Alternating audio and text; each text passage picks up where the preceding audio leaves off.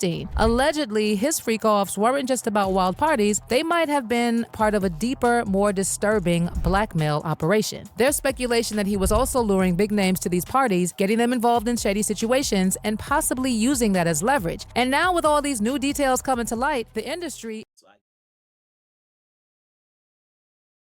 Yo, what it do? It's your boy Buck Breeze, Mr. No Slacking himself. No slacking involved. That shit is bad for your health. Yo, you know the vibes, man. What's really good? It's your boy Buck Breeze, man. Let's get to it, man. Can I tap in with y'all? Yo, man, this Diddy shit's getting real crazy, man. F.B.I. release, know what I mean? Witness statements on Diddy's party talking about Orgy going wrong and all that. I don't know, man. Let's tap into it. You know, time is money, man. We can't get $1 back, right? So let's tap into it, see what's really good. Let's get to it, man. What we'll say is at one particular party, lots of big names. There was an artist there who said, hey, Lecrae, around 1 a.m., make sure you're not here. You just don't want to be here at 1 in the morning. Bed. Party on the bed. Sure y'all seen this, right? The big ass bed. Yo, that's a wild party right there, man. A big ass bed in the backyard. Like, that's some freaky shit right there. That means just going down outside. It don't even matter. Like, there's pictures and everything. People taking pictures on the bed and everything. Who knows, though?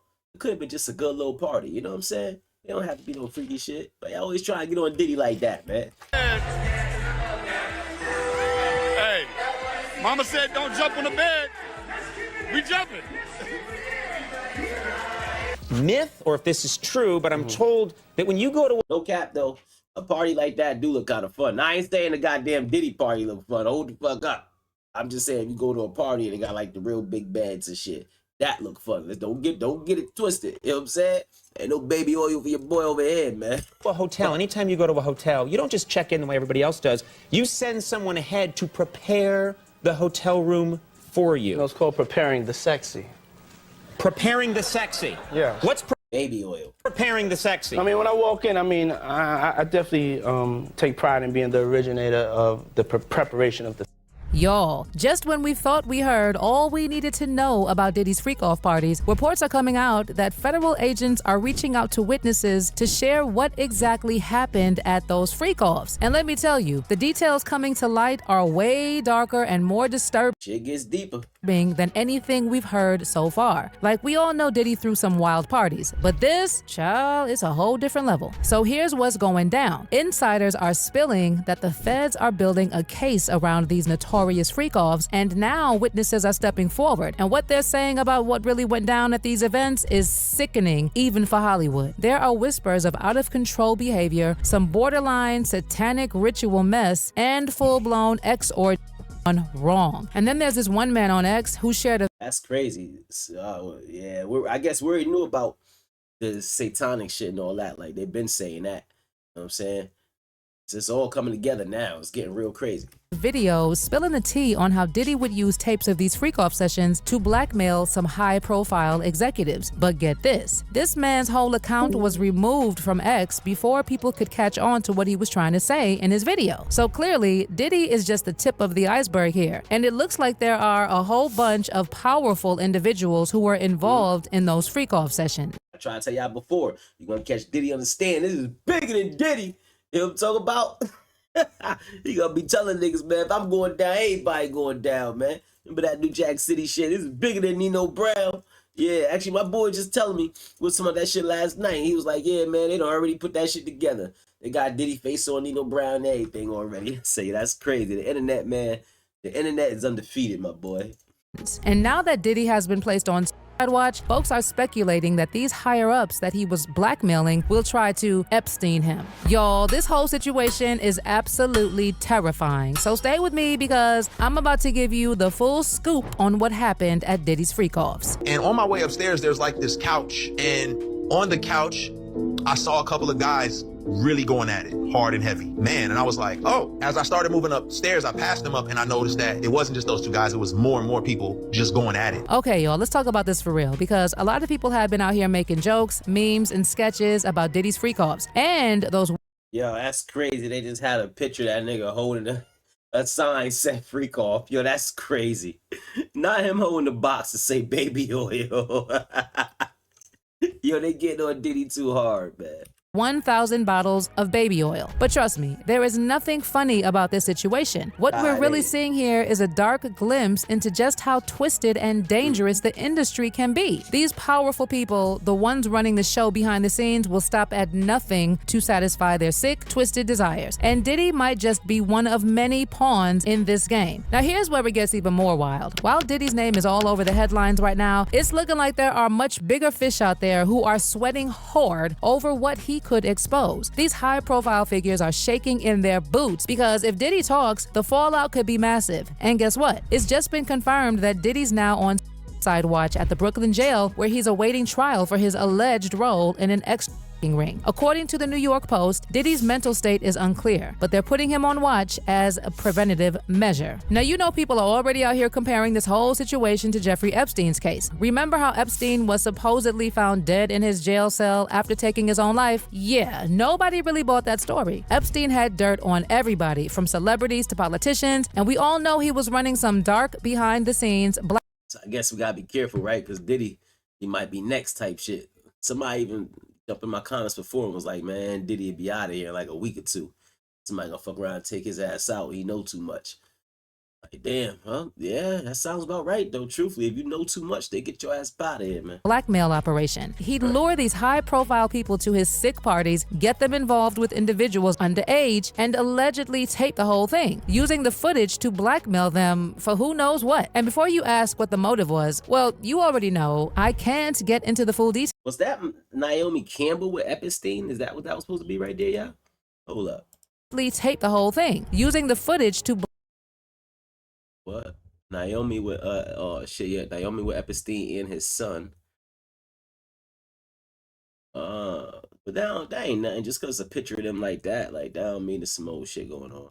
Blackmail them for who knows what. And before you ask what the motive was, well, you already know. I can't get into the full details here because YouTube will snatch this video down real quick. But if you do some digging into Epstein's background, his connections, and the role his accomplice Ghislaine Maxwell and her father played, you'll start to piece together which foreign country's intelligence agency Epstein allegedly worked for. Now let's get back to Diddy because the whispers in the industry are wild. I hear about all that shit? Yeah, that's a little deeper right there. Word on the street is that Diddy was pulling the same kind of moves as Epstein. Allegedly, his freak-offs weren't just about wild parties, they might have been part of a deeper, more disturbing blackmail operation. There's speculation that he was also luring big names to these parties, getting them involved in shady situations, and possibly using that as leverage. And now with all these new details coming to light, the industry... So I guess it happens like that, and then if you like it type shit, you end up being his bitch or some shit.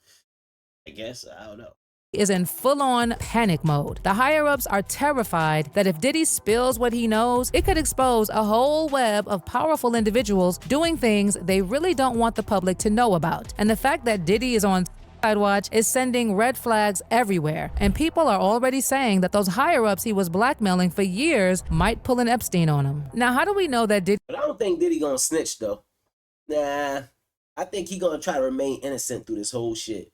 I don't think he gonna go out like on some shit like, yeah, I'm taking everybody down with me. Nah, I think he gonna like try to be G about it and act like, you know, none of this shit is true, really. Diddy was really running a blackmail operation. Well, technically, we don't know for sure, but there have been plenty of clues and hints dropped by multiple... Let me switch that up. He might not snitch, but he might end up releasing information on other people. You know what I'm saying? Like, he might not go to the feds or nothing and be like, yo, look, he was there, and he was there with me too. But he might definitely, like, release some information, like, you know, to the public on the low, have somebody leak some shit. We might start seeing some crazy-ass pictures released now of people at the parties. And you like, yo, damn, he was at the party too? Like your favorite rapper fuck around, he might not be your favorite rapper no more after all this shit unfolds. For real, for real. Industry insiders that paint a pretty clear picture about those freak-off sessions. And the scary part is that it looks like people are now being silenced left and right for trying to expose high-profile individuals who attended Diddy's freak-offs. So there's this user on X who went by the handle @A_Major420 who's been dropping hints on his account about Diddy's parties even before Cassie got the ball rolling with her lawsuit back in November. This user, who apparently works in the music industry, would occasionally post about how he can't wait until Diddy and his music executive bosses are exposed because people don't know half of how dark the industry really is. Now, you know how it goes. People are so brainwashed to worship wealth that every time someone criticizes a rich celebrity, folks jump to their defense, accusing the critics of being broke and jealous. But now that Diddy is behind bars, the narrative is definitely shifting, and people are digging up those old posts from folks who have been trying to sound the alarm about Diddy for years. So anyway, after Diddy's arrest, this user at @A_Major420 came back on X and posted a video where he talked about how when Diddy was just starting out in his career, he allegedly threw one of his infamous parties and invited all the top 50-foot bed. Damn. It's crazy. Jewish executives in the industry. But here's where things take a dark turn. Rumor has it he laced their drinks with something that, let's just say, made everyone a little too loose. And before you knew it, Pink shit, y'all. the party spiraled into a full-blown orgy. But Diddy wasn't there just to party. The tea is that he supposedly recorded everything that went down that night and then used those recordings to start blackmailing these powerful execs. Word on the street is that Diddy got a lot of his early influence and power by holding this footage over these executives' heads, using it as leverage to make some major moves. So anyway, that user on X who But that's like, truthfully, that's an old classic move. Truthfully, that's not nothing new. That they used to do shit like that back in the day, like way back. You know what I'm saying? There's some stories about that I read about. That shit get real too, you know what I'm saying? So Diddy just used a classic move on people. Hey, fuck, I get you to this freak off, get your ass all fucked up and freaky. I'ma video your ass and video you doing some wild shit to your homeboy or my homeboy. And now, nigga, whenever I need you to do whatever I need you to do, period, then it's gonna happen, man. If not, everybody gonna see this video, man. posted the video about how Diddy started blackmailing these executives, well, he had his whole account removed by X, and the video has now disappeared from the internet. I really did my best to try to find it, y'all, but they really buried that video. They removed it so quickly that no one was able to do a screen recording. But if it pops up somewhere, I'll make sure to update y'all on that. But even without the video, there have been rumors about Diddy's blackmail parties floating around online for a minute now. There's this independent journalist, Ian Carroll, who shared several videos a few months back about Diddy's rumored blackmail ring. And he alleged that this has been going on in Hollywood for decades. And y'all, this rabbit hole is deep. In order to understand this lawsuit against P. Diddy, you need to understand the history of blackmail. A lot of people in the comments are misunderstanding why rap music is so anti-gay. And a lot of people understand the ties of Israel and the Mossad to blackmail by Epstein, but a lot of people don't realize the ties of blackmail back to the invention of blackmail and the Jewish mob. So if you don't know what's going on, Diddy, one of the most influential people in the rap industry over the last 30 years, just got served this court case that alleged all kinds of crimes, including especially having all of his homes wired with cameras and hosting parties with underage girls, rappers, label executives, celebrities, politicians, and collecting sex blackmail on tons of important people. Like, we're talking Jeffrey Epstein level of operation, but in the music and entertainment industries. The FBI was founded by J. Edgar Hoover. He actually was the head of the Bureau of Investigation, the BOI, before the FBI was even invented back in the 20s. And he served there for 11 years. Then they invented the FBI, and he served as the head of the FBI for 37 years, totaling 48 years leading what was more or less the FBI. So we're talking like all the way from like the Great Depression through World War II into like the 60s. Like through the 60s music revolution into the 70s. All of that time period, the FBI was led by the same person, and he was one of the most corrupt government officials in Picking up where he dropping down, right? all of US history. And understanding the state of organized crime and of law enforcement in America is impossible if you don't know about J. Edgar Hoover. And understanding the nature is impossible if you don't know about Meyer Lansky, who was a boss in the Jewish mob back in the 30s, 20s, like, you know, like the Prohibition days and so on. Meyer Lansky, this Jewish mob boss, basically invented the concept of blackmail. And he did it blackmailing J. Edgar Hoover, the guy who was explicitly supposed to be taking guys like Meyer Lansky down. The Wikipedia articles are sanitized, but basically Meyer Lansky had a photo of J. Edgar Hoover using his mouth on his main assistant, Clyde Polson.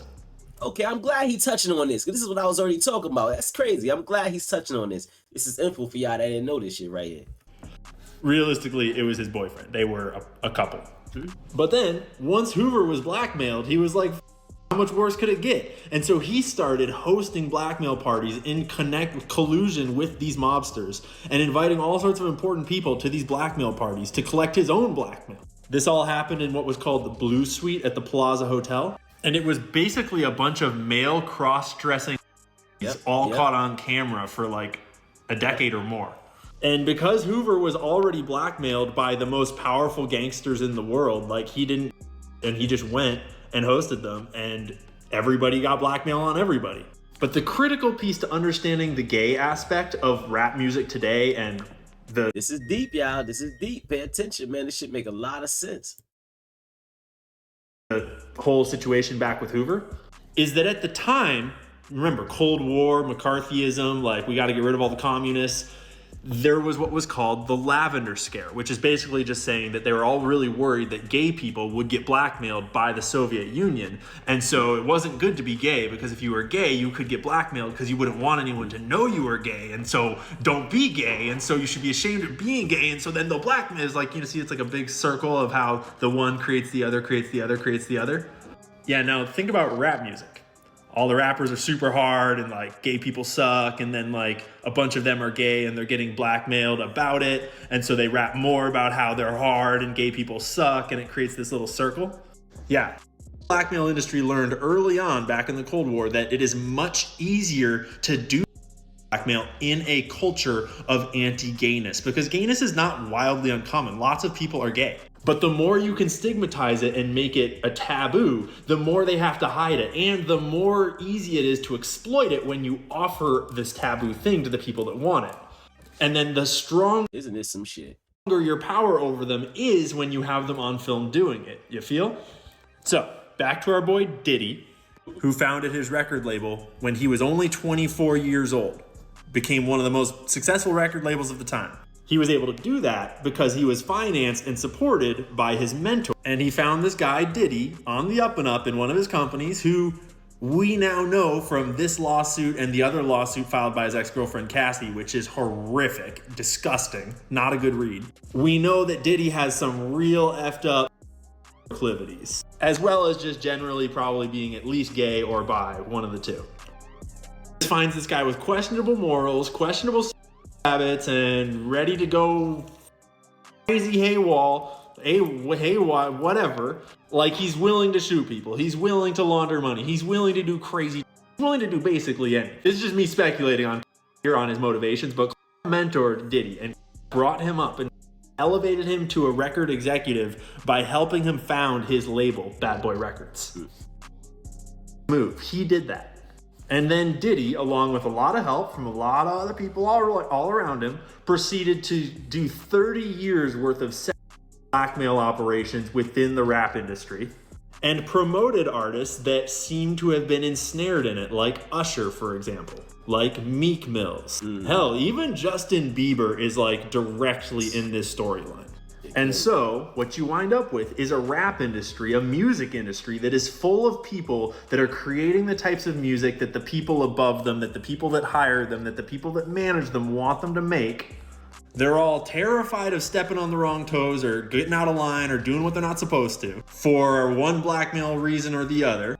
And we wind up with an entire industry full of musicians that are glorifying gangs and violence and sex and drugs. I mean, think about it. There's no better way to undermine an entire population, an entire race, an entire culture, than to target their kids with subversive messages that they're gonna think is cool, and the parents can't say shit about it because then the kids will just think it's cooler. Yeah, I told y'all that Diddy and that baby oil are just the tip of the iceberg. It seems that underneath all this drama with Diddy is a whole web of powerful people involved in some really dark dealings. And let's be real, we've probably only scratched the surface of what actually goes down at those freak-off parties. If the rumors are even halfway true, the things we've heard are nothing compared to the real tea that's yet to come out. So let me know.